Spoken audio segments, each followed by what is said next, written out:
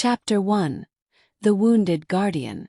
The small town of Northwood was a place of simple routines and quiet predictability, a community where everyone knew their neighbors, and the most exciting event of the week was the farmers' market that filled the town square every Saturday.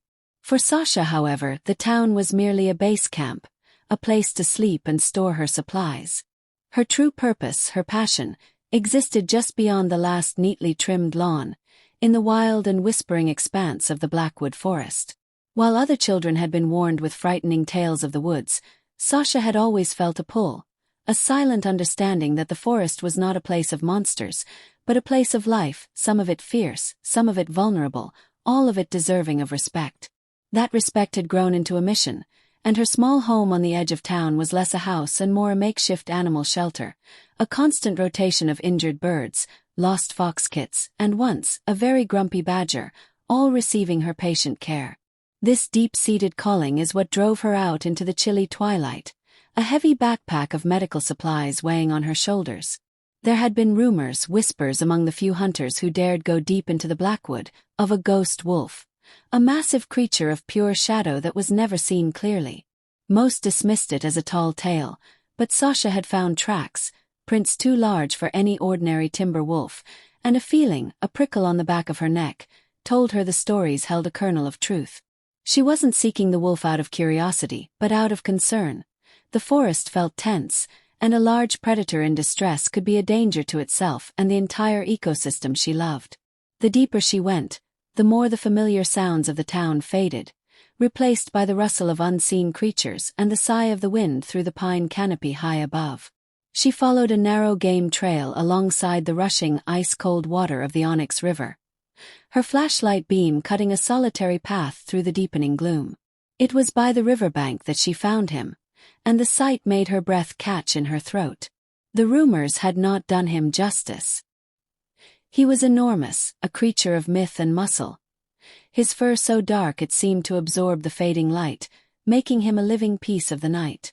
But the majestic picture was broken by the ugly, angry gash on his flank, a deep wound that wept blood onto the dark earth. He was lying still, but his chest heaved with ragged breaths, and his brilliant ice-blue eyes were clouded with pain and exhaustion. Every instinct for self-preservation screamed at her to back away slowly. This was no injured deer or confused raccoon. This was a top predator, powerful enough to snap her arm with a single bite, and he was cornered and in agony. But Sasha's instinct to heal was stronger than her instinct to flee. She saw past the sharp teeth and the powerful jaws. She saw the suffering in those intelligent blue eyes.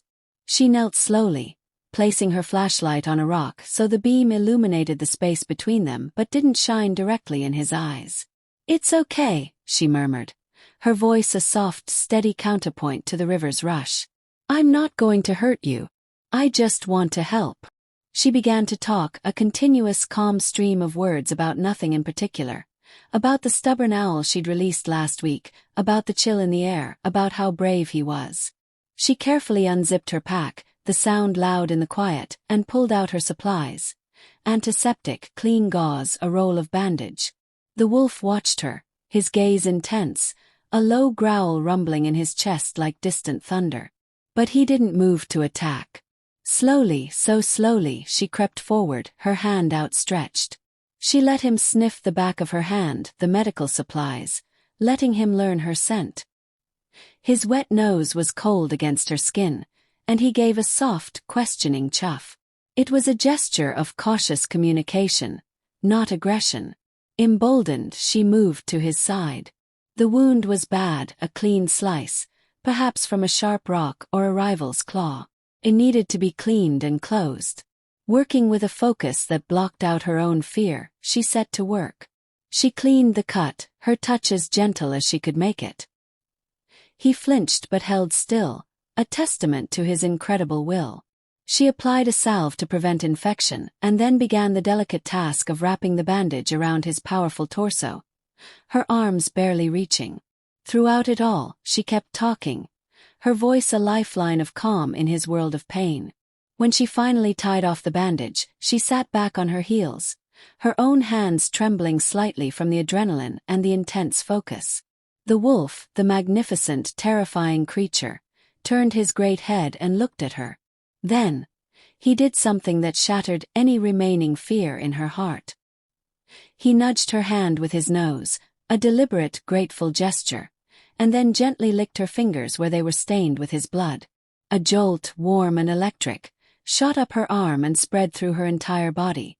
It was a feeling of connection so profound, so right that it stole her breath. It was as if a key had turned in a lock she never knew existed inside her soul. In that moment, the forest, the night, the river, everything faded away except for the two of them, connected by an invisible thread of something ancient and powerful. The wolf held her gaze with his piercing blue eyes for a long, silent moment, imprinting himself upon her very being. Then, with a strength that seemed to return to him, he pushed himself to his feet. He tested his injured leg, gave her one last, unreadable look, and melted soundlessly into the dark tapestry of the forest, leaving Sasha alone by the river with a racing heart and a life that felt irrevocably changed. The walk back to her home was a blur. The cold air felt different on her skin, the stars seemed brighter, and the silence of the woods was no longer empty, but full of promise. She didn't know how, and she didn't know why, but she knew, with a certainty that settled deep into her bones, that the wolf with the blue eyes was not gone from her life. Their story, whatever it was, had only just begun, and the quiet, predictable world of Northwood would never be enough for her again. Chapter 2. The Bond of Trust. The world of Northwood, once a comfortable and familiar backdrop to Sasha's life, now felt like a flat and colorless painting. The daily routines of running her shelter, of feeding the animals and cleaning their enclosures, felt like tasks performed by someone else, a ghost going through the motions. Her mind, her entire being, was trapped in that moment by the river. The feel of his coarse fur under her fingers, the metallic scent of his blood, the startling intelligence in those ice-blue eyes, and the shocking electric warmth that had flooded her when he had licked her hand. It was a feeling that had taken root deep within her. A constant, humming energy that made her own skin feel too tight, a restless pull that kept her gaze constantly drifting toward the dark line of the Blackwood forest. The forest was no longer just a place she visited. It was a place that held a piece of her soul, and she felt its absence like a physical ache. This new, strange reality of waiting was shattered on the third evening. She was in the middle of feeding a recovering barn owl, her movements automatic, when a shadow fell across the open doorway of her shelter. She looked up, and her heart stuttered to a complete stop before hammering back to life at a frantic, wild rhythm. He filled the doorway, a man so tall his head nearly brushed the top of the frame. He was dressed in simple dark clothes of worn leather and soft-looking cloth that seemed both practical and strangely foreign. His hair was as black as the wolf's midnight fur, and his eyes were the exact same shade of brilliant, piercing blue. They were fixed on her with an intensity that made the rest of the world simply vanish. For a long, suspended moment, they simply stared at one another. The humming energy in Sasha's blood erupted into a roaring cascade. The warm, tingly feeling from the forest returned, so powerful it made her legs feel weak. It was a feeling of homecoming, of a missing part of her spirit finally sliding back into its rightful place. "My name is Tobias," he said. His voice a low, quiet rumble that seemed to vibrate right through the floorboards and into her very bones. It was the same underlying power she had sensed in the wolf's presence, but now shaped into human words, layered with a gravity that commanded attention. "I came to thank you for what you did by the river." Sasha's voice was a breathless whisper. "The wolf?" A single, slow, deliberate nod. "Yes." She moved without conscious thought, setting the owl's food down and wiping her hands on her jeans. The outside world, the town, the setting sun, none of it mattered. She led him to the small, cluttered office at the back of the shelter, a space filled with bags of feed and medical textbooks. He didn't glance at his surroundings. His entire focus was on her, as if she were the only thing of substance in the universe. He began to speak, and his words dismantled her understanding of the world and rebuilt it into something larger and more magical. He told her of the Midnight Pine Pack, a community of people who had lived in the deepest, most hidden parts of the Blackwood for generations. They were not monsters, he explained with a patient, solemn air, but guardians. The wolf was not a separate beast he became. It was another side of his very essence, as fundamental to him as his own breath. He spoke of a sacred duty to protect the wild heart of the forest, to maintain the balance that the outside world had long forgotten. It was a truth that should have been unbelievable, yet hearing it from him, seeing the raw, unshakable honesty in his blue eyes, it felt more real and more right than anything she had ever been taught. Then he told her about mates. His voice changed, dropping into a softer, more reverent tone, filled with an emotion so deep it made her own heart ache in sympathy. "For my kind," he said, leaning forward slightly in the rickety chair, his gaze holding hers captive, "there is one person, one single soul the universe has crafted perfectly for you. It is a bond that goes deeper than friendship, stronger than any vow. It is a pull in your blood, a song that one heart sings and the other is born knowing." His eyes searched her face, seeming to see every secret hope, every lonely night she had ever experienced. "When you knelt by the river, fearless and full of compassion, I felt it. The bond snapped into place for me the moment your hands touched my fur. You are my mate, Sasha." The word hung in the dusty hay-scented air of the office, immense and profound. It was a word from the oldest of stories, yet it settled over her not as a fantasy, but as the simple, stunning truth she had been waiting for her entire life without knowing it. It was the only thing that could explain the magnetic pull, the deep-seated certainty, the feeling of finally being whole. He had given a name to the emptiness she had carried, an emptiness that had now been utterly filled by his presence. A few days later, he asked her to come to his home.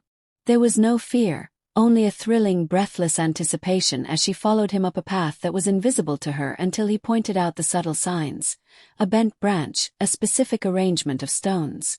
They traveled deep into the heart of the Blackwood, the air growing cooler and rich with the scent of pine and damp earth, until they came to a secluded valley sheltered by towering ancient trees.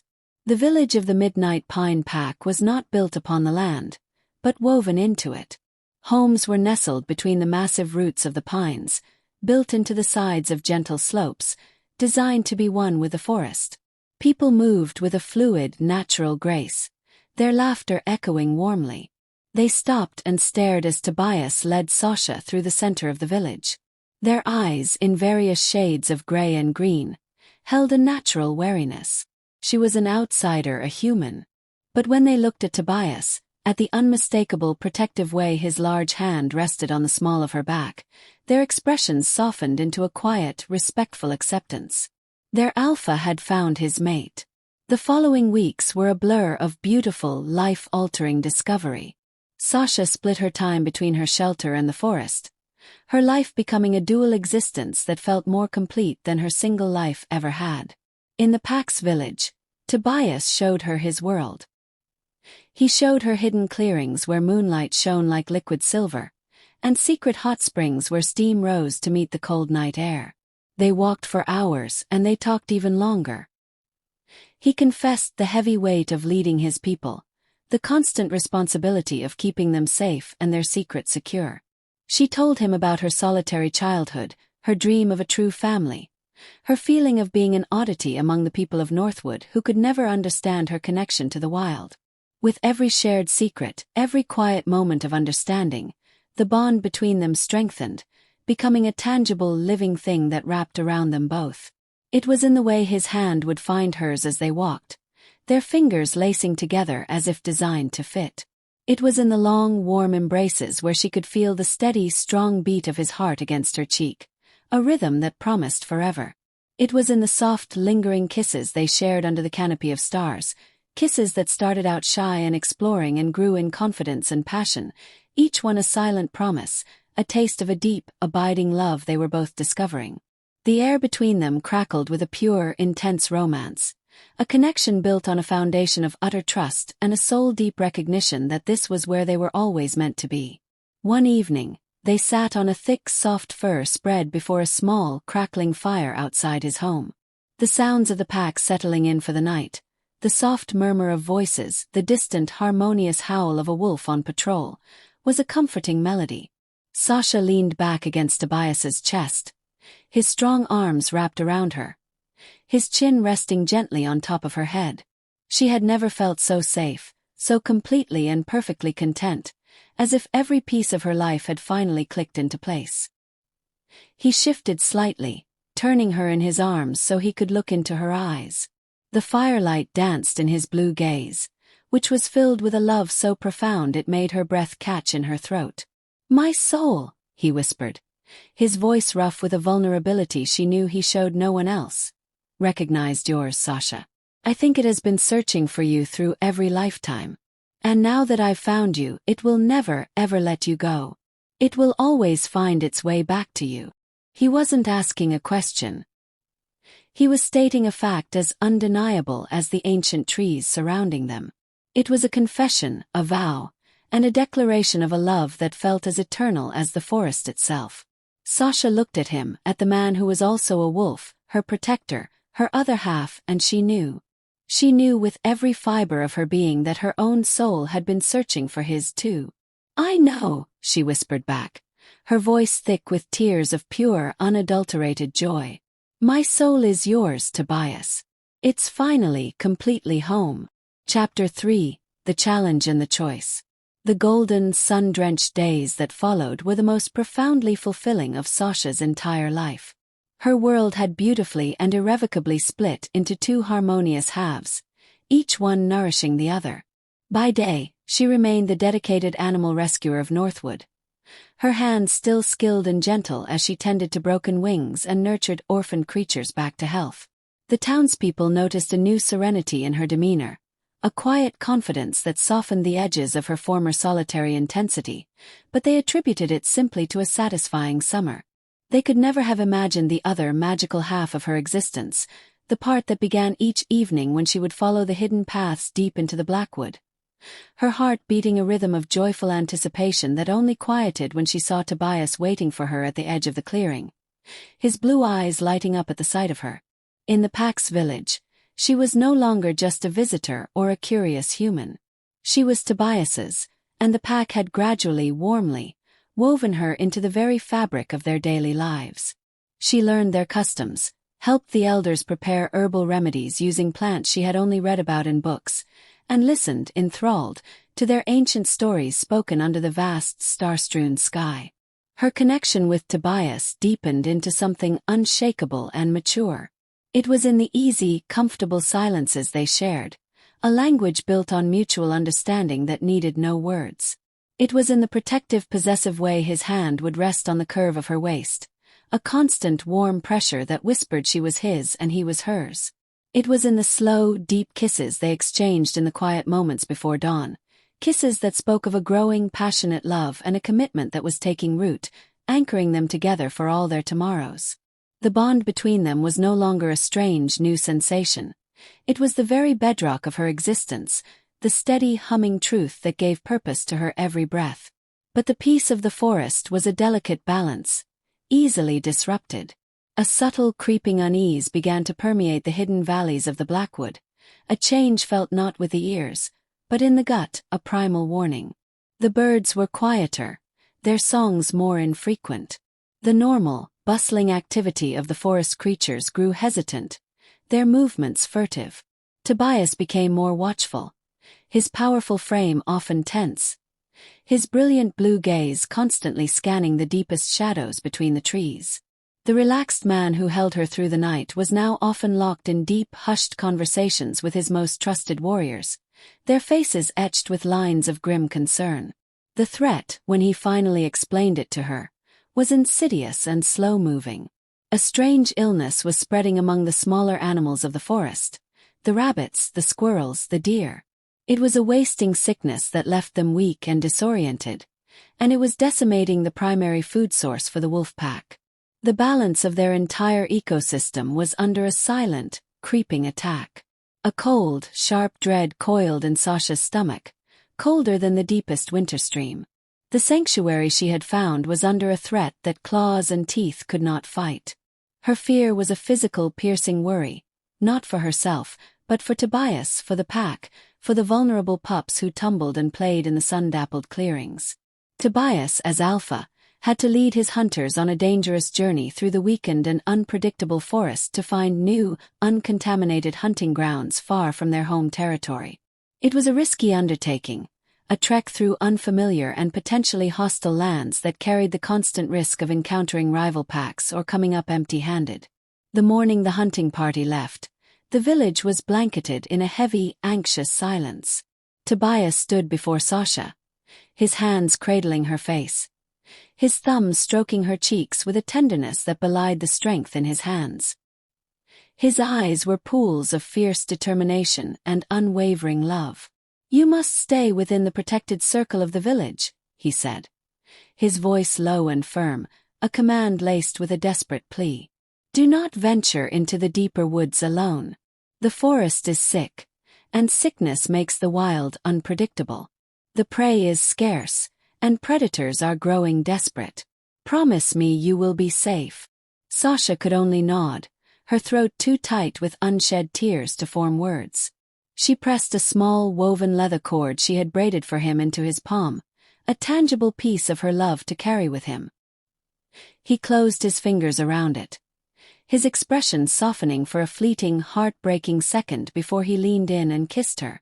It was a kiss filled with all the love and fear and desperate hope that swirled in the air around them. Then he was gone, shifting into his powerful wolf form and leading his warriors on their perilous quest, leaving behind a void of waiting that seemed to swallow all sound. The hours stretched, thin and torturous. Sasha stayed with the elders and the mothers with young children, trying to help with the daily chores, but her mind was with Tobias, traversing a sick and dangerous forest. The not knowing was a special kind of agony. Driven by her nature to heal and a need to feel useful, to contribute to the pack's survival, she made a decision. She would not venture far, but she would use her expertise. She began a methodical study of the area immediately surrounding the village, collecting water samples from nearby streams, examining the plants, observing the behavior of the few small animals that remained. It was careful, scientific work, born of a desire to help, not of a reckless disregard for his warning. Her diligence led her to a discovery. A small, normally clear tributary that fed into the main river had a faint, chemical smell. Following it upstream, she found the source, a hidden cache of rotting, leaking containers that had apparently washed down from some forgotten dumping ground far beyond the pack's territory during the spring floods. The poison was slowly leaching into the water, sickening the animals that drank from it. Working quickly, and with the help of a few pack members who were amazed by her deduction, she organized an effort to carefully remove the containers and divert the stream to allow the earth to cleanse itself. She had found the sickness at its source. When Tobias and his hunters returned, weary and with little game to show for their dangerous journey, he was met not with more bad news, but with a solution. His pack told him of Sasha's quiet bravery, her intelligence, and her profound respect for their home. He found her not waiting idly, but on her knees, her hands dirty, directing the final stages of the cleanup. He saw not just his mate, but a partner, a woman whose strength complemented his own, whose human knowledge had protected his wolf pack in a way his own power could not. The relief and awe that transformed his face was a sight she would remember forever. In the quiet aftermath, as the pack celebrated the turning of the tide, the reality of the choice before her settled over Sasha. She stood with Tobias on a high outcropping that overlooked his village, the one that had become her second home. The wind played with strands of her hair, and the setting sun set the sky ablaze with color. He held both her hands in his touch gentle but his expression solemn and open, laying his heart bare before her. "You have a life in Northwood," he said, his voice rough with emotion. "A good, meaningful life where you are needed and respected. My life is here, bound to this land and this pack. It will always hold challenges, dangers that your human world does not.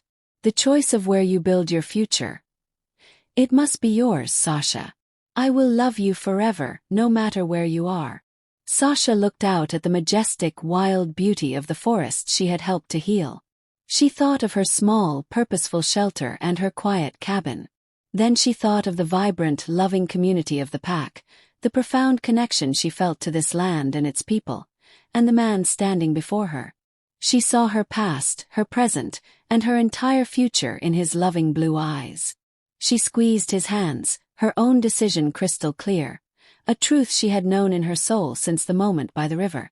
"My heart is not defined by walls or a town boundary, Tobias," she said, her voice clear and strong, filled with a love that would endure any storm. "It stopped being tied to a place the moment I found you wounded by the river. My heart is your home, and I am yours completely. Choose you. I choose this life. I choose us." The joy that illuminated his face was the most beautiful thing she had ever seen. He pulled her into his arms, and their lips met in a kiss that was deeper and more profound than any they had shared before. It was a kiss of promise, of a future chosen and embraced, a seal on a bond that had been tested by adversity and forged in unwavering partnership and love. And as Sasha stood there, wrapped in the arms of her wolf, her mate, her equal, high in the forest they would protect together, she knew her greatest adventure was only just beginning. If you were captivated by Sasha and Tobias's journey of fierce love and powerful partnership, there are countless more stories waiting to be discovered in the world of the Midnight Pine Pack. To be the first to know when the next chapter of their lives unfolds, and to find yourself lost in other worlds where courage meets destiny and love conquers all, be sure to subscribe. Your next unforgettable adventure into romance and magic is just a click away.